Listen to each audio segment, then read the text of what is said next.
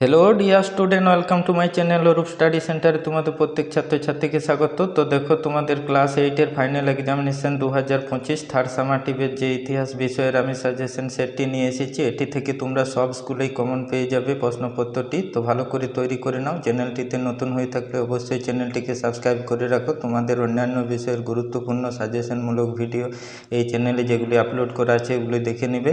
আরও যেগুলি আমি তোমাদের পরীক্ষার আগে দিয়ে থাকছি সেগুলি তোমরা অবশ্যই পেয়ে যাবে। তো অবশ্যই চ্যানেলটিকে সাবস্ক্রাইব করে রাখো।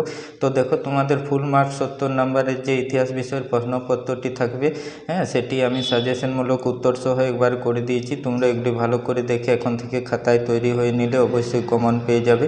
তো দেখো, তোমাদের প্রথমে সঠিক উত্তর নির্বাচন করো। 1 × 14 আছে, আমি সেগুলি সব টিক মার্ক দিয়ে সঠিক উত্তরগুলি দেখিয়ে দিয়েছি। তোমরা ভালো করে খাতায় লিখে তৈরি করে নাও। প্রথম দেখো, রাষ্ট্রপতির কার্যকালের মেয়াদ কত? 2-এরটি সঠিক উত্তর 5 বছর। তারপর দেখো, মুসলিম লীগ প্রতিষ্ঠিত হয় কোথায়? তোমরা উত্তর করবে ঢাকায়। কেমন? তারপর দেখো, কৃষক প্রজা পার্টির নেতা কে ছিলেন? উত্তর করবে A.K. ফজলুল হক। তারপর দেখো, ডি-এর দাগের যে কোশ্চেনটি, ফরাসির বদলে ইংরেজিকে সরকারি ভাষায় স্বীকৃতি দেওয়া হয় কত খ্রিস্টাব্দে? 1837 খ্রিস্টাব্দে। সারে জাহাঁ সে আচ্ছা কবিতাটি রচনা করেন কে? সঠিক উত্তর হবে মোহাম্মদ ইকবাল। পরের কোশ্চেন দেখো, দক্ষিণ ভারতের পরিবেশ কেন্দ্রিক একটি আন্দোলন আপিকু আন্দোলন। সঠিক উত্তর করবে জি-এরটা তেভাগা আন্দোলন, কৃষক আন্দোলন সংগঠিত হয় কত খ্রিস্টাব্দে? উত্তর করবে 1946 খ্রিস্টাব্দে। বঙ্গীয় পৌর আইন তৈরি হয় কত খ্রিস্টাব্দে? 1932 খ্রিস্টাব্দে। পরের কোশ্চেন দেখো, ভারতের প্রথম উপরাষ্ট্রপতি কে ছিলেন? উত্তর করবে ডক্টর সর্বপল্লী রাধাকৃষ্ণন। তারপর দেখো, ভারতীয় স্বাধীনতা আইন পাস হয়েছিল কত খ্রিস্টাব্দে? 1947 খ্রিস্টাব্দে। পরের কোশ্চেন দেখো, সার্বভৌমিকতা আছে মার্কিন যুক্তরাষ্ট্রের। কেমন?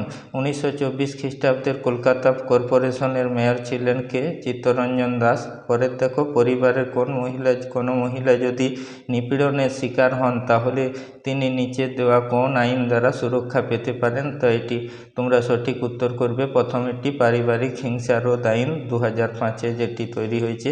তারপর দেখো কোশ্চেন, জাগিরদারি বিলুপ্ত হয়েছিল কত খ্রিস্টাব্দে? 1950 খ্রিস্টাব্দে। কেমন?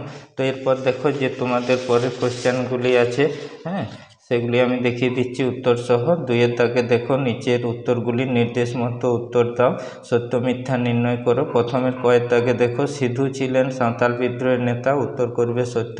তারপর দেখো, যেটা বীরেশলিঙ্গম পান্তুলুম অস্পৃশ্যতা, জাতিভেদ, বাল্যবিবাহের বিরোধিতা করেছিলেন, এটিও সত্য। পরের কোশ্চেন দেখো, গয়ের দাগে, চৌধুরী রহমত আলীর লেখা পাকিস্তান প্রসঙ্গ ছিল না, এটি মিথ্যা। কেমন?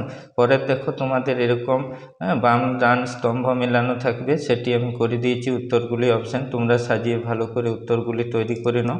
আইন অমান্য আন্দোলন, বি-এরটি করবে 1930। তারপর স্বামী বিবেকানন্দ, ডি-এরটি শিকাগো ধর্ম সম্মেলন। ডক্টর রাজেন্দ্র প্রসাদ, এই-এরটি করবে স্বাধীন ভারতের প্রথম রাষ্ট্রপতি। খিলাফত কমিটি, এইটি করবে এ-এরটি সঠিক উত্তর 1919 খ্রিস্টাব্দে। তারপর দেখো, রামসে ম্যাকডোনাল্ড, সি-এরটি হবে সাম্প্রদায়িক বাটোয়ারা। এবার দেখো, সি-এর দাগে তোমাদের শূন্যস্থান পূরণ থাকবে এরকম 1 × 6। সঠিক উত্তরগুলি আমি শূন্যস্থানে বসিয়ে দিয়েছি, এগুলি তোমরা দেখে তৈরি করে নাও ভালো করে। অবশ্যই চ্যানেলটিকে সাবস্ক্রাইব করে রাখো। তোমাদের অন্যান্য বিষয়ের গুরুত্বপূর্ণ সাজেশনমূলক ভিডিও প্রত্যেকটি বিষয়ের পেয়ে যাবে তোমরা। বঙ্গভঙ্গ পরিকল্পনা করেছিলেন লর্ড কার্জন। ভারতের প্রথম ভাইসরয় নিযুক্ত হন লর্ড ক্যানিং। তারপর দেখো পরে কোশ্চেন, সংবিধানে বর্তমান লোকসভা সদস্যের সংখ্যা 552 করা হয়েছে। তারপর হিন্দু বিধবা পুনর্বিবাহ আইন জারি হয় 1856 খ্রিস্টাব্দে। পরের দেখো মধ্যকের যে কোশ্চেনটি, জাতীয় মেলার পরে কি নামে পরিচিত হয়? হিন্দু মেলা। কেমন? সঠিক উত্তর ওটা শূন্যস্থানে করবে। ভারতের মুসলিম সমাজের আধুনিকরণের অভিযান প্রথম শুরু করেছিলেন কে? সঠিক উত্তর হবে স্যার সৈয়দ আহমেদ খান। কেমন?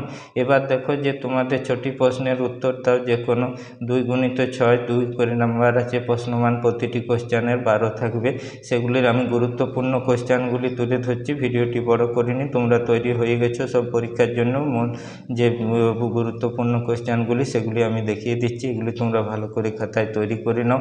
প্রথমে দেখো, ভারতকে ধর্মনিরপেক্ষ রাষ্ট্র বলা হয় কেন? গান্ধী সত্যাগ্রহ আন্দোলন আদর্শের মূল ভাবনা।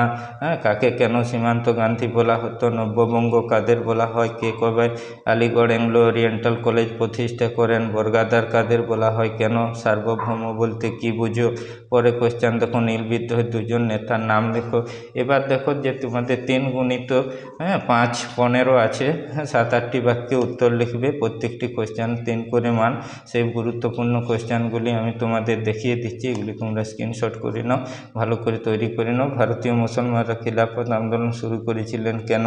পাকিস্তান প্রস্তাব কি? দিল্লির লালকেল্লায় অভিযুক্ত 3 জন দেশদ্রোহীর নাম। জালিয়ানওয়ালাবাগের ঘটনা সম্পর্কে। সাঁওতাল বিদ্রোহ কেন হয়েছিল? মালাবারের মোপলা বিদ্রোহ গুরুত্বপূর্ণ কেন? স্যার সৈয়দ আহমদ খানকে কেন আলিগড় আন্দোলন শুরু করেছিলেন? 19 শতকে নারী শিক্ষায় পণ্ডিতা রামাবাঈয়ের অবদান কী ছিল? এবার দেখো যে তোমাদের 3টি প্রশ্নের উত্তর 5-3 15 আছে। এই খুব গুরুত্বপূর্ণ কোয়েশ্চেন, সবাই কমন পেয়ে যাবে সব স্কুলেই। 1942-এর ভারত ছাড়ো আন্দোলনের পরিচয়। সমাজ শিক্ষা সংস্কারের ক্ষেত্রে বিদ্যাসাগরের ভূমিকা। মহাত্মা গান্ধীর নেতৃত্বে 3টি আঞ্চলিক আন্দোলন সম্পর্কে লেখো। রেড ক্লিফ লাইন কি? আর উত্তর ভারতে চিপকো আন্দোলন সম্পর্কে লেখো। তো কেমন, এই ছিল তোমাদের প্রশ্ন সেট 70 নম্বরের। অবশ্যই এটি থেকে গুরুত্বপূর্ণ কোয়েশ্চেনগুলি তোমাদের দেখিয়ে দিলাম উত্তর সহ, এগুলি তোমরা ভালো করে তৈরি করে নাও, অবশ্যই কমন পেয়ে যাবে। ভিডিওটি ভালো লাগলে একটি লাইক দিয়ে বন্ধুদের মধ্যে শেয়ার করে দেবে।